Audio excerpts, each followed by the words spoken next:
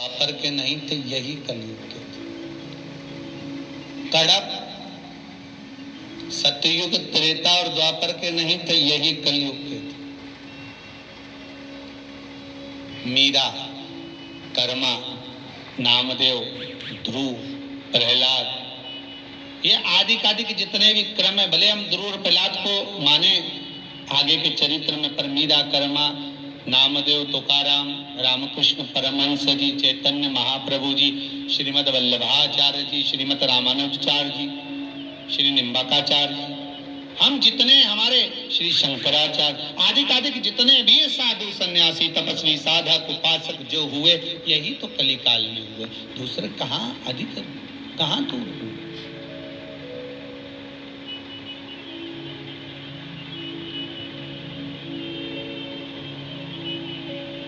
एक प्रश्न है,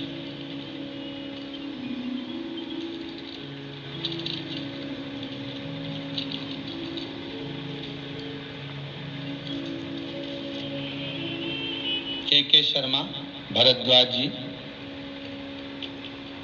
बुलंदशहर यूपी से हैं।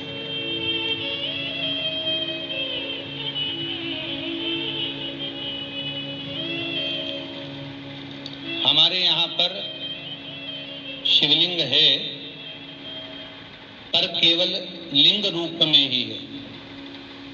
पार्वती जी का हस्त कमल अर्थात जिस पर शिवलिंग रखा हुआ है वो नहीं है, और उस पर अशोक सुंदरी की जगह भी नहीं है।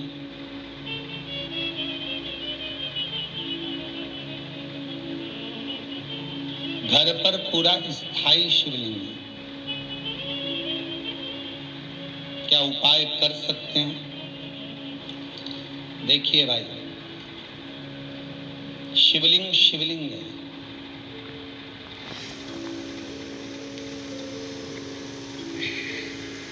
भले वो पार्वती जी का हस्त कमल ना हो, भले अशोक सुंदरी की जगह ना हो, भले अशोक सुंदरी की जगह भले ना हो, और भले उसमें हस्त कमल माता पार्वती जी का ना हो, परंतु शिवलिंग शिवलिंग, भगवान भूत भावन वहां विराज रहा। और एक और बात अच्छे से ध्यान कर लीजिए महाराज, शंकर के शिवलिंग को जहां रखा है आपने, भले वो भूमि हो, चाहे प्लेट हो, कटोरी हो, एक चोमली बना ली हो, कपड़े पर रखा हो, वो हस्त कमल ही माना जाए। बस इतना जरूर है कि गोल बनाते हैं तो उसमें अशोक सुंदरी का स्थान नियुक्त नहीं हो, पर शंकर के शिवलिंग के भीतर 33 कोटि देवताओं का भाव तो वैसे ही आ जाता है।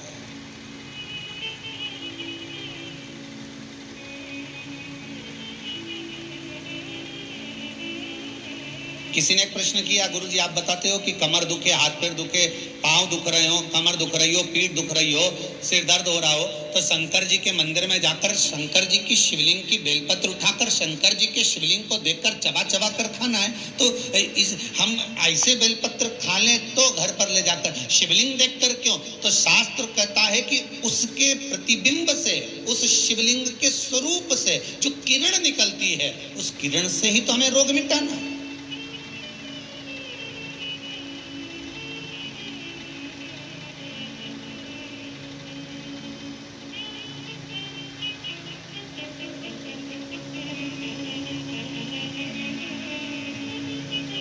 अरे भाई, आप और हम में से बहुत सारे ऐसे होंगे जिनको शरीर में कष्ट होता होगा, और जैसे ही हॉस्पिटल में या क्लिनिक पर या डॉक्टर के पास पहुंचते हैं, बस डॉक्टर हाथ पकड़ के देखता है तो आधी बीमारी तो वहीं समाप्त हो जाती है। बोलो होती कि नहीं होती? सही बताओ।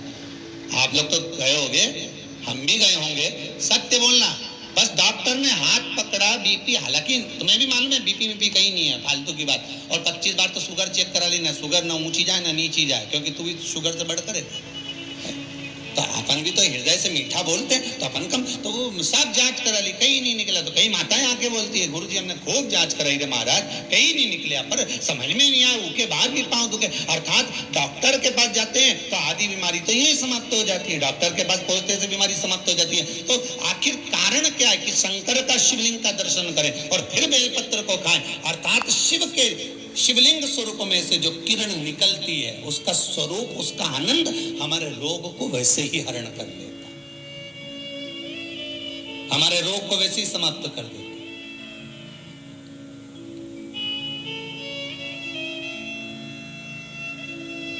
हम शंकर के स्वरूप का एक आनंद पा सकते हैं।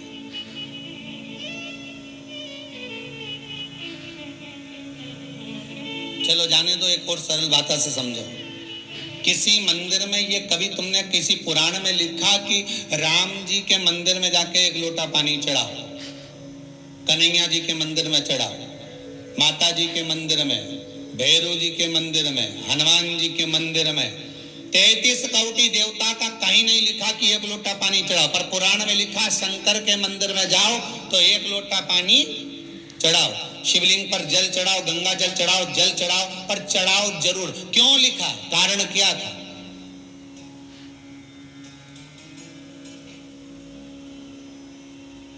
एक आध बार राम जी के मंदिर जाओ, कन्हैया जी के मंदिर जाओ, देवी जी के मंदिर जाओ, अच्छा बढ़िया माता जी चुंदड़ी मुंदड़ी पहन के बैठी हो, बढ़िया सब लगा लोगों के, और पंडित जी के हाथ यहाँ से और बाल्टी भर के लोटा भर के पानी ले जाओ और माता जी के चढ़ा दे।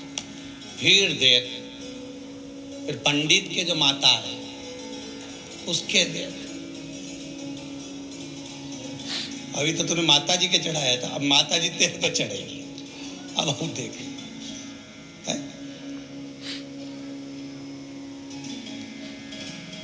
कहीं लिखा है ऐसा है, पर नहीं, शिव के लिए लिखा है कि जल चढ़ाओ शंकर के शिवलिंग पर। क्यों?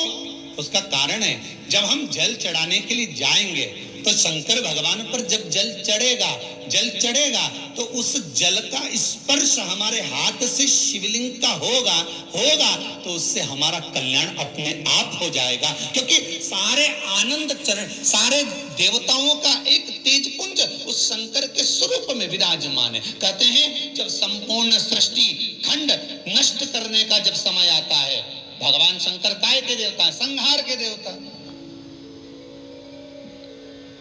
जब भगवान शिव संहार के देवता हैं, जब संपूर्ण सृष्टि खंड समाप्त होने का समय आता है, पूरी पृथ्वी जब जल में मग्न होने वाली रहती है, तब 33 कोटि देवता आते हैं और भगवान शिव जी से निवेदन करते हैं सब कुछ आकाश पाताल तलातल रसातल सब नष्ट होने वाला है, क्या करा जाए? शंकर भगवान कहते हैं आप सब मेरे पास में आ जाओ और मुझ में समा जाओ। 33 कोटि देवता शंकर के अंग अंग में समा जाते हैं। हम कहते 3.5 करोड़ रोम छिद्र ये मनुष्य के शरीर में है। शास्त्र कहता है 33 कोटि देवता भगवान शंकर के शरीर में है। जब भगवान शंकर के शरीर में 33 कोटि देवता विराजमान हो जाते हैं, शिव के भीतर विराजमान हो जाते हैं, तो हम जल केवल एक देवता को नहीं चढ़ाते, 33 कोटि देवता को चढ़ाकर उसका पुण्य अर्जन कर लेते हैं, पुण्य प्राप्त कर लेते हैं। 33 कोटि देवता को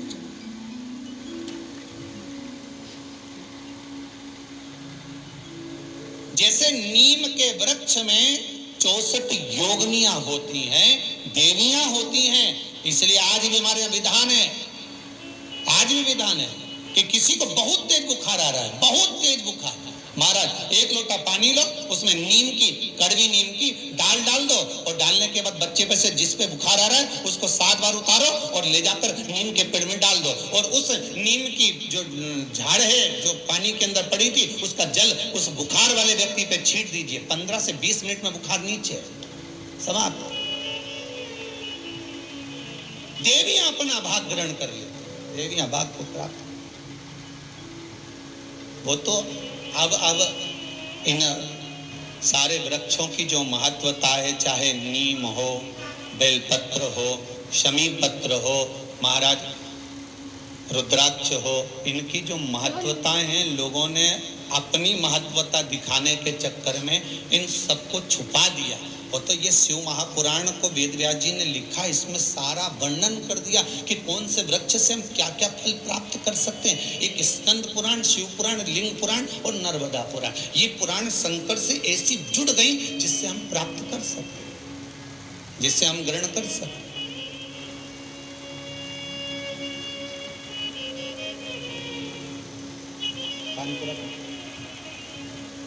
भगवान शिव के आनंद, और जब भगवान शिव सुख प्रदान करे, आनंद देवे, शिव महापुराण की कथा कहती है,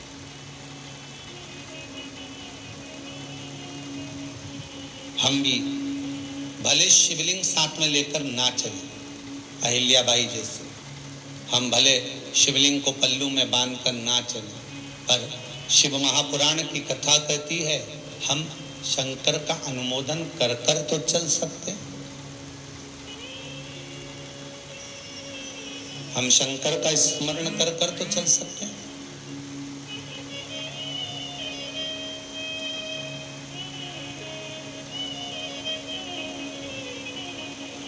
शिवरी नारायण में कथा कही थी, आपको याद होगा। एक कबूतर स्वर्ग जा रहा था। अगर किसी ने सुनी होगी शिवरी नारायण कथा तो ध्यान में होगा। एक कबूतर स्वर्ग जा रहा था। एक पक्षी रेगिस्तान में, जिसके पंख पूरे जल चुके थे, पीने के लिए पानी नहीं मिल रहा था, कबूतर को देखा। कबूतर ने उसको पूछा क्या बात है। उसने पूछा कबूतर से, तुम कहाँ जा रहे हो? उसने कहा रे मैं बैकुंठ जा रहा हूं। अच्छा हाँ। तो उस पक्षी ने कहा कि एक बार भगवान से ये जरूर कहना,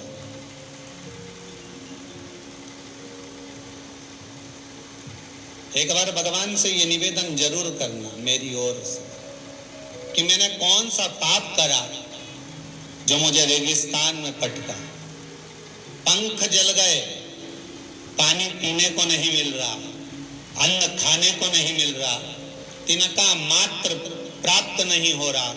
भगवान से मेरी ओर से कह तो सकते हो तुम इतना? कबूतर ने कहा ठीक है, मैं जा रहा हूं, कहने में क्या जाता है, कह दूंगा।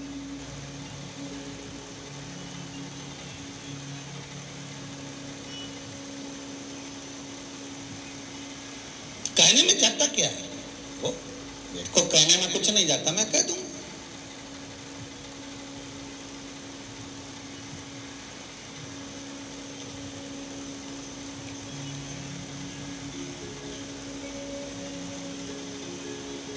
अब होता है मन में जो भाव प्रकट होता है, भगवान उसको स्वीकार। एक बहुत भांग घोट कर पीने वाला व्यक्ति तो दिन रात रसे नशे में रहे, भांग का नशा 24 घंटा करे और दिन भर बम बम बोला बोले और गोला बोले निपटा ले, बोले बम बोला और ले गोला तो चले। अब खूब नशे में, परंतु उसका नियम था, रोज शंकर जी के मंदिर जाता था और शिव जी को प्रणाम करके और चला जाता।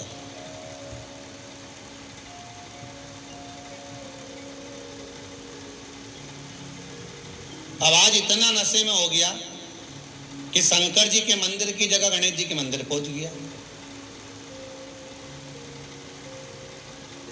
और गणेश जी के मंदिर पे जाकर खड़ा हो गया और बिल्कुल नशे में था, भांग के झूम रिया था, बोला बोला करता करता शंकर जी को देख रही है। तो उसको शंकर जी तो कहीं दिख ही नहीं रहे। अब मन में बड़बड़ा रहा, बताओ आज बाप की जगह बेटा है।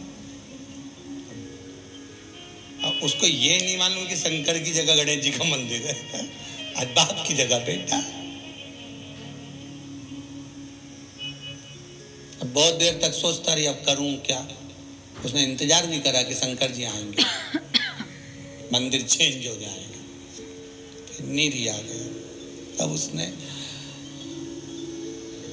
पिताजी से कह देना आया था, चला गया। भाव देखिए उसका, भले गोला था पर मुख से बोला बोल कर गया। उसकी शुद्धता शिव में थी।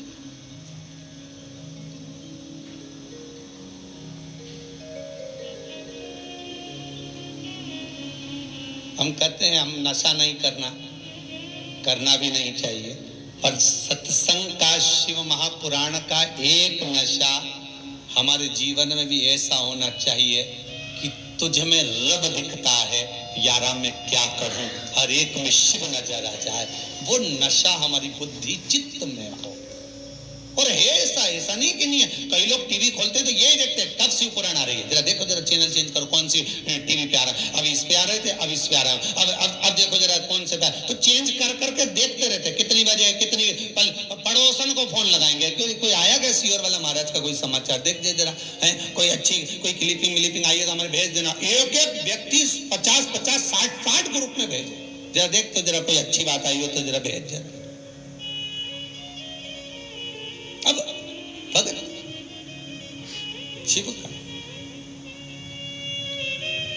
तुम कह देना भगवान से कि मेरे को इतना दुख क्यों दे रहा है। तो पहुंच गया कबूतर ऊपर और धर्मराज के पास गया। धर्मराज ने पूछा क्या बात है कबूतर, तुम दुखी दिख रहे हो, तुम तो बैकुंठ जा रहे हो, तो तुम्हें तो प्रसन्न होना चाहिए। नहीं, दुख इस बात का है कि नीचे एक पक्षी मिला था मुझको, बेचारा बड़ा दुखी था, उसके पंख जल गए, उसके पास में खाने पीने का कुछ नहीं है, कुछ कृपा कर दो ना आप, मेरी तरफ से कृपा कर दो, मैं विनती कर रहा हूँ, कुछ तो कृपा करो। धर्मराज ने कहा बहुत पापी है वो, उसको भुगतना पड़ेगा, भोगना पड़ेगा। तो उसको कुछ नहीं मिलेगा, ऐसे ही रहेगा, बिल्कुल ऐसे ही रहेगा, कुछ खाने को नहीं मिलेगा, कुछ भी प्राप्त नहीं होगा। ठीक है, कबूतर बैकुंठ घूमते घूमते देवऋषि नारद के पास चले गए। देवऋषि नारद से पूछा, नारद जी मन में थोड़ा सा दुख है। नारद जी बोले क्या दुख है। एक पक्षी बेचारा पड़ा हुआ, तो उसको कुछ खाने पीने को नहीं मिल रहा, बड़ा दुखी है, पंख वंख सब जल गए, कुछ नहीं बचा। अब नारद जी बोले भैया जो कर्म में लिखा होगा वो तो भोगना ही पड़ेगा। एक काम हो सकता है, तो क्या शंकर भगवान के पास चले जाए, वो ये भाग्य और कर्म कुछ नहीं देखते, वो तो दुखी देखे ने उन्होंने दिया बस। उनको तो जिसने बोला बम बम बोला और उन्होंने दे दिया सोने का हंडार उठा के तुरंत। जब चोर को कुबेर बना सकते हैं तो जान अब शंकर जी के पास पहुंच गया। भोलेनाथ जी बोले क्या, वो पक्षी बेचारा है ऐसा। शंकर भगवान बोले जो कर्म करा है तो भोगना तो पड़ेगा, पर सुन किसी से मत बोलना, उसको जाके किया क्या, बस इतना बोल दे कि जितना दुख मिल रहा है ना, हर दुख में एक ही बात के वार है प्रभु बड़ी कृपा करी, बड़ी कृपा करी, इतना जोरदार दिया, बड़ी कृपा करी, बस इतना कहना चालू करवा दो, बाकी कुछ मत करना। अब भोलेनाथ तो भोलेनाथ ऐसे ही काम करवाते हो, जा बस इतना बोल दे, हर चीज में वो कृपा करना कि भगवान बड़ी कृपा करी प्रभु आप, इतना बोल, ठीक है, बोल दिया। उस पक्षी ने पूछा कबूतर तू वापिस आ गया, तूने मेरा बोला हाँ भगवान से बात करी थी, एक सामने मना कर दिया, पर शंकर जी बोले कि ऐसा बोल कि बड़ी कृपा करी। तो क्या काय की कृपा करी, मैं तो पंख जल कर के कृपा करी। तो बोलने में क्या जाए, बोलता रहे, बोलने में क्या जाए, बोल। उसने भी चालू कर दिया, वाह प्रभु बड़ी कृपा करी, कष्ट बहुत है, पानी नहीं मिल रहा, बड़ी कृपा, मत मिलने तो उसमें भी तुम्हारी कृपा, खाने को कुछ नहीं मिल रहा पर आपकी कृपा है। एक दिन भगवान विष्णु लक्ष्मी जी के साथ घूमने निकले और घूमते घूमते लक्ष्मी जी रूठ गई। लक्ष्मी जी नारायण से जी कहा प्रभु ये क्या है। भगवान विष्णु बोले क्या है बताओ। कितना अच्छा जीव बेचारा, पंख जल गए तो कह रहा वारे प्रभु तुम्हारी कृपा, पानी नहीं मिल रहा तो कह रहा तुम्हारी कृपा है, खाने को नहीं मिल रहा तुम्हारी कृपा, और तुम कृपा सागर बनकर, कृपालु बनकर, दयालु बनकर, करुणा सागर बनकर लोग तुम्हारी आरती गा रहे, जय जगदीश हरे, और तुम जरा सी दया नहीं कर सकते। भगवान बोले इसका कर्म भले कर्म बेकार, पर वो क्या कह रहा है बड़ी कृपा, तो कृपा कर दो, थोड़ी सी कृपा करने में क्या। भगवान ने कहा ठीक है, पंख दे देते हैं जिससे उड़कर कहीं चले जा। अब ब्रह्मा जी ब्रह्माणी के साथ जा रहे थे, ब्रह्माणी ने सुन लिया, पीने को पानी नहीं, बड़ी कृपा है, 28 दिन का व्रत हो गया, कुछ नहीं पिया, पर कृपा आप ही की है प्रभु जो आपने व्रत करा है। ब्रह्माणी बोले कितना पाप लगेगा ब्रह्मा जी आपको। भगवान ब्रह्मदेव बोले काहे को, इसको पीने का पानी नहीं मिल रहा और कृपा कर रहा, तुम दया सागर करुणा सागर होकर सबकी लेखनी लिखने वाले, अरे पापी है नहीं मिलेगा इसको, तो क्या पाप आप नहीं काट सकते, काटो पाप और उसको पानी पीने का दो। भगवान ने कृपा कर दी, पीने का पानी मिल गया। अब जा रहे थे भोलेनाथ, अब वो तो विश्वनाथ, विश्वनाथ का मतलब भरण पोषण करने वाला, खाने को देने वाला। पहुंच गए। पार्वती जी बोली कितना दुखी है। भगवान शंकर बोले आग भी मैंने ही लगाई है, ये तो पंख और पानी मिला है, पर बोलूंगा नहीं। पार्वती जी, अच्छा पति की आदत रहती है कितना दान कर कर आ जाता कभी नहीं बताता, और पत्नी हमेशा सोचती मेरा पति बहुत कंजूस बहुत कंजूस। जरा दुकान पे बैठ के मालूम तो करो कितना दान दे दिया बेचारा, किसी को नहीं छोड़ता, सबको देता, कमाने में भी नहीं छोड़ता तो देने में भी नहीं छोड़ता। होता अपने को लगता है पति दान नहीं करता, भजन नहीं करता, कीर्तन नहीं करता, वो दिखावा नहीं करता।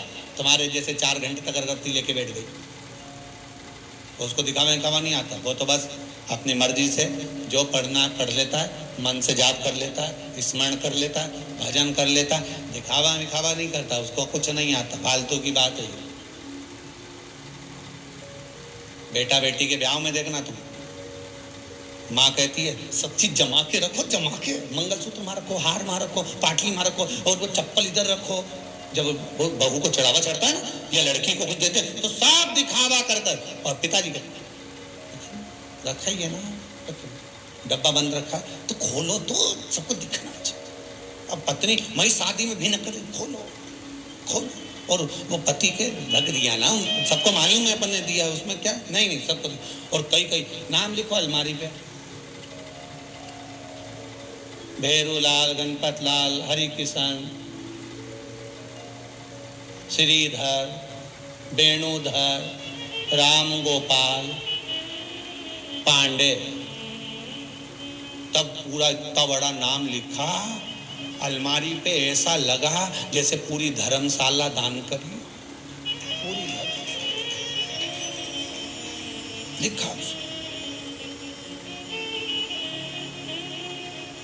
एक हमारे पास भी आए थे, कहे ये आश्रम में जो पंखे लगेंगे इस पे हम अपना नाम लिख के टंगवा दें। हमने कहा बेटा नाम लिख दिया तो तुम भी टंग जाओगे, इसलिए ध्यान रखो। और जैसा नाम घूमेगा वैसे घूमता रहेगा। ये शंकर है, ओ गणदानी, भोलानाथ है, शंभो, ये तुम्हें खूब दे और तुम खूब दान करो, मना नहीं है, पर नाम जाने दो, होगा जो चल रहा।